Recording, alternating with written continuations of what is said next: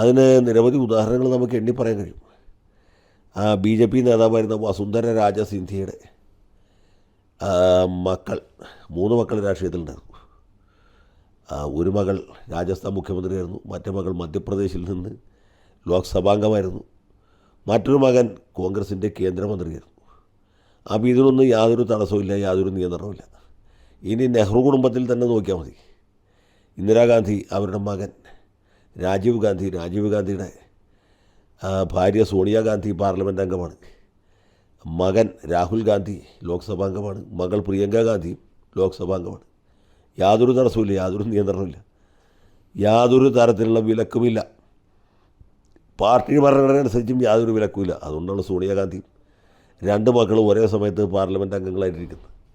ഇനി സോണിയാഗാന്ധി ഇന്ത്യൻ പ്രധാനമന്ത്രി, മക്കൾ 2 പേരും മറ്റേ കേന്ദ്രമന്ത്രിമാരും ആണെങ്കിലും ആരും തടസ്സം പറയുകയില്ല.